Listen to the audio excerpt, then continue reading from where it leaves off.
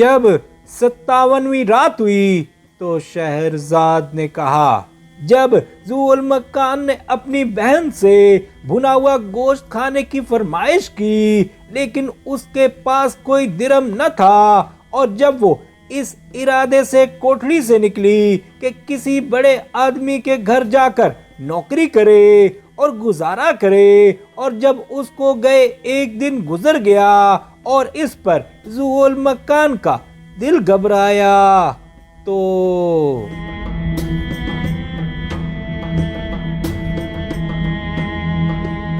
اب وہ اپنی کوٹھڑی سے نکلا اور ہانپتا کانپتا بازار پہنچا اور ایک کونے میں جا کر بیٹھ گیا۔ اب اس نے لوگوں سے اشارے سے کچھ کھانے کے لیے مانگا، اس پر ان لوگوں نے اسے کچھ کھانا دیا۔ جب وہ کھانا کھا چکا تو لوگوں نے اس کے لیے ایک بوریا بچھا دیا اور اس کے سرانے ایک لوٹا رکھ دیا۔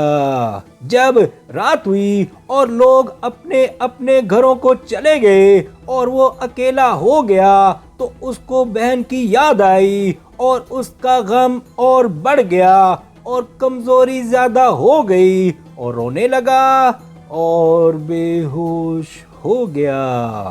جب صبح ہوئی اور لوگوں نے اس کی یہ حالت دیکھی تو انہوں نے آپس میں چندہ جمع کر کے کچھ درم اکٹھے کیے اور ایک اونٹ کرائے پر لیا اور اونٹ والے سے کہا کہ اس بیمار کو لے جا کر دمشق کے شفا خانے میں پہنچا دے، ممکن ہے کہ اس کی حالت سنبھل جائے اور یہ تندرست ہو جائے۔ اونٹ والے نے کہا کہ سر آنکھوں پر، لیکن وہ اپنے دل میں کہنے لگا کہ میں اس بیمار کو کس طرح لے جاؤں گا، یہ تو قبر میں پاؤں لٹکائے بیٹھا ہے۔ یہ کہہ کر اس نے بیمار کو لیا اور رات کا انتظار کرنے لگا۔ جب رات ہوئی تو اس نے اس کو ایک حمام کی بھٹی کے ساتھ راکھ کے ڈھیر پر ڈال دیا اور خود چلتا بنا۔ جب صبح ہوئی تو حمام کا ملازم آگ جلانے کے لیے پہنچا اور دیکھا کہ وہاں ایک شخص چت پڑا ہے، اور اب وہ کہنے لگا کہ لوگ اس مردے کو یہیں لا کر کیوں پھینک گئے۔ یہ کہہ کر اس نے اپنے پاؤں سے اسے ایک ٹھوکر ماری، مگر دیکھا کہ وہ جنبش کرتا ہے۔ اس پر آگ جلانے والے نے کہا کہ تم میں سے جب کوئی شخص بھنگ کھا لیتا ہے تو جہاں چاہتا ہے گر پڑتا ہے۔ اب جب اس کی نظر مریض کے چہرے پر پڑی تو دیکھا کہ ابھی اس کے داڑھی مونچھ نہیں نکلی اور بڑا خوبرو جوان ہے، اس لیے اسے اس پر رحم آ گیا اور اسے یقین ہو گیا کہ وہ بیمار اور پردیسی ہے۔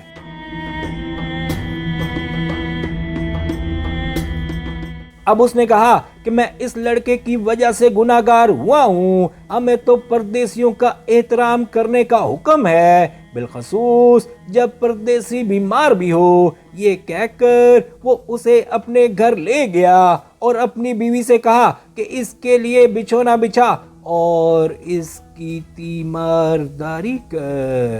اس کی بیوی نے اس کے لیے بستر بچھایا اور پانی گرم کر کے اس کے ہاتھ منہ دھلائے۔ اب آگ جلانے والا بازار گیا اور اس کے لیے گلاب کا عرق اور کچھ مٹھائی لایا اور اس کے منہ پر گلاب چھڑک کر اسے شربت پلایا اور ایک صاف قمیص نکال کر اسے پہنائی۔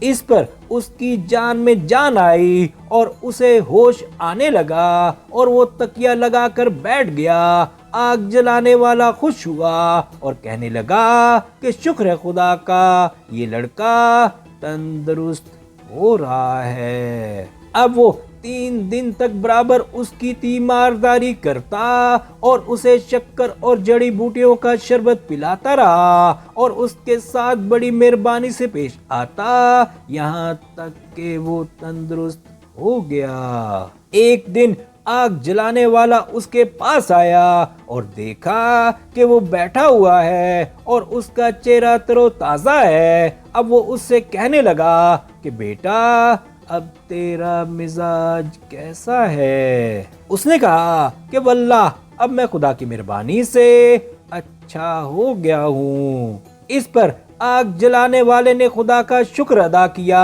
और बाजार से उसके लिए 10 चूजे खरीद लाया और अपनी बीवी से कहा कि इसे हर रोज सुबह शाम एक एक चूजे की यखनी पिला और गोश्त खाने को दे। अब उसकी हालत अच्छी होने लगी और उसकी बीमारी और कमजोरी जाती रही। उसकी हालत देखकर आग जलाने वाला बहुत खुश हुआ और बाजार से उसके लिए तरह तरह के शरबत और अर्कियात और बहुत से चूजे खरीद लाया और 1 महीने तक उसकी खिदमत की, यहाँ तक के बीमारी के तमाम असर ज़ायल हो गए और वो तंदुरुस्त हो गया।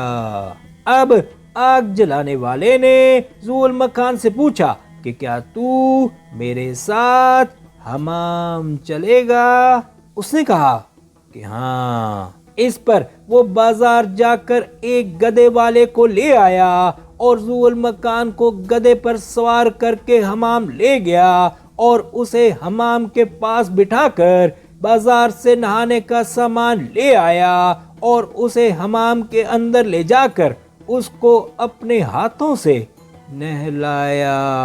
जब वो दोनों घर पहुंचे तो आग जलाने वाले ने ज़ुल मकान को एक उम्दा कमीज और अपनी कबाओं में से एक कबा और एक उम्दा पगड़ी और एक खूबसूरत पेटी दी और उसके गले में एक रुमाल बांधा। अब आग जलाने वाले ने अर्कियात में शक्कर घोलकर उसे पिलाई। इसी असना में उसकी बीवी ने 2 चूजे ज़िबा करके पका रखे थे।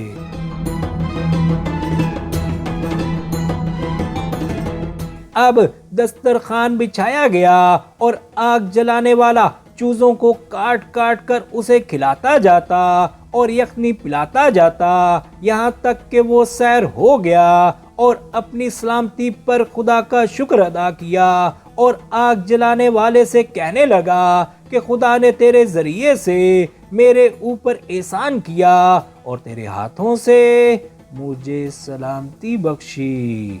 आग जलाने वाले ने कहा कि ये बातें मत कर और बता कि तू इस शहर में क्यों आया और तू कहाँ का रहने वाला है। तेरे चेहरे से नाज़ो परवरदिगी के आसार नुमायां हैं। ज़ुल मकान ने कहा कि पहले ये बता कि मैं तुझे किस तरह मिला, उसके बाद मैं अपना सारा किस्सा तुझसे बयान करूंगा। आग जलाने वाले ने कहा कि सुबह के वक्त जब मैं अपने काम पर जा रहा था तो मैंने तुझे कूड़े के ढेर पर पाया जो भट्टी के दरवाजे पर है। मालूम नहीं कि तुझे वहां कौन डाल गया और फिर मैं तुझे अपने घर ले आया। बस यही है मेरा किस्सा।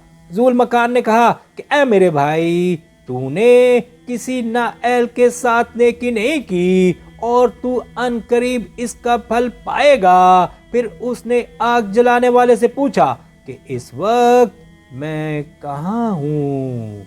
उसने जवाब दिया कि बैतुल मुक़द्दस में। अब वो अपनी गुर्बत और बहन की जुदाई को याद करके रोने लगा और उसने आग जलाने वाले पर अपना भेद जाहिर कर दिया और अपना किस्सा कह सुनाया। आग जलाने वाले ने कहा कि रो मत और अपनी सलामती और तंदुरुस्ती पर खुदा का शुक्र अदा कर। ज़ुल मकान ने पूछा कि यहाँ से दमिश्क कितनी दूर है? उसने जवाब दिया कि 6 दिन की मुसाफत है। ज़ुल मकान ने कहा कि क्या तू मुझे वहां भेज सकता है? आग जलाने वाले ने कहा कि ऐ मेरे आका, मैं तुझे अकेला क्यों कर जाने दे सकता हूँ? तू अभी बच्चा है और परदेसी। अगर तू दमिश्क जाना चाहता है तो मैं खुद तेरे साथ चलूंगा और अगर मेरी बीवी ने मेरा कहना मान लिया और मेरे साथ चली तो मैं वहां ठहर जाऊंगा और तुझसे एक पहर के लिए भी जुदा ना होऊंगा, यहाँ तक कि तू अपने घर पहुंच जाए। जब آگ جلانے والے نے اپنی بیوی سے پوچھا کہ کیا وہ ان کے ساتھ جانا چاہتی ہے یا یہیں رکنا چاہتی ہے؟ اس نے جواب دیا کہ میں تم دونوں کے ساتھ چلوں گی۔ جب آگ جلانے والے نے اس کا جواب سنا تو اس نے خدا کا شکر ادا کیا اور تیاری میں مصروف ہو گیا۔ جب ساری تیاری ہو چکی تو آگ جلانے والے نے ذو المکان کو ایک گدھے پر سوار کیا اور ایک اونٹ پر سامان لاد کر روانہ ہو گیا۔ 6 دن کے بعد وہ دمشق پہنچے اور کچھ دن آرام کیا۔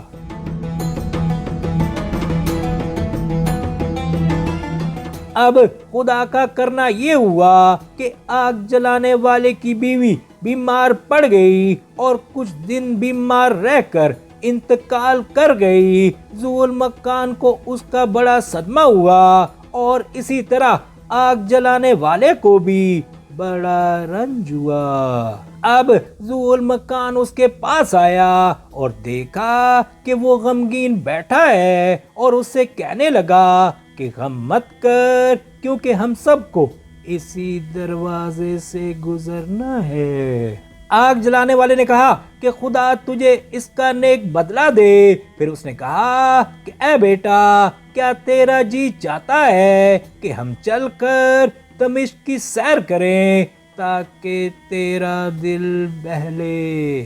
ذو المکان نے کہا کہ تیرا کہنا بجا ہے، اور وہ دونوں چل کھڑے ہوئے یہاں تک کہ دمشق کے والی کے استبل کے پاس پہنچے۔ یہاں انہوں نے دیکھا کہ اونٹوں پر صندوق اور قالینیں اور ریشمی کپڑے لدے ہوئے ہیں اور گھوڑوں پر زینے کسی ہوئی ہیں اور بہت سے کالے اور سفید غلام ہیں اور لوگ اپنے اپنے کاموں میں مصروف ہیں۔ ذو المکان نے ایک خادم سے پوچھا کہ یہ سامان کس کا ہے اور کہاں جا رہا ہے؟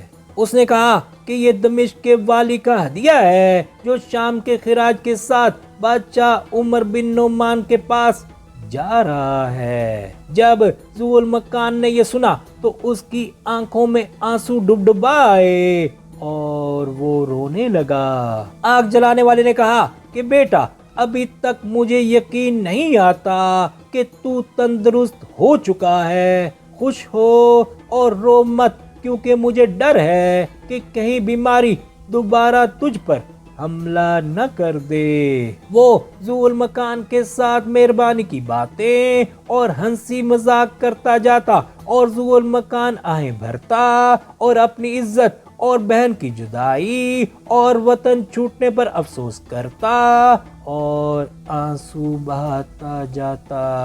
اب ذو المکان نے آگ جلانے والے سے کہا کہ میں اور یہاں نہیں ٹھہر سکتا اور چاہتا ہوں کہ ان لوگوں کے ساتھ چلا جاؤں اور چلتے چلتے اپنے وطن پہنچ جاؤں۔ آگ جلانے والے نے کہا کہ میں بھی تیرے ساتھ چلوں گا، کیونکہ مجھے تیری جدائی گوارا نہیں۔ میں نے تیرے ساتھ بھلائی کی اور اب میں چاہتا ہوں کہ تیری خدمت میں رہ کر اس کو مکمل کر دوں۔ ذو المکان نے کہا کہ خدا تجھے اس کا نیک بدلہ دے۔ اب آگ جلانے والے نے اونٹ بیچ ڈالا اور ذو المکان کے لیے دوسرا گدھا خریدا اور راہ کے لیے کھانا پینا ساتھ لے لیا اور اس سے کہا کہ گدھے پر سوار ہو کر سفر کر۔ ذو المکان نے کہا کہ خدا تجھے برکت دے اور تجھے اس کا صلہ دینے میں میری مدد کرے۔ تو نے میرے ساتھ وہ بھلائی کی جو کوئی اپنے بھائی کے ساتھ بھی نہیں کرتا۔ اب شہرزاد کو صبح ہوتی دکھائی دی اور اس نے یہ کہانی بند کر دی۔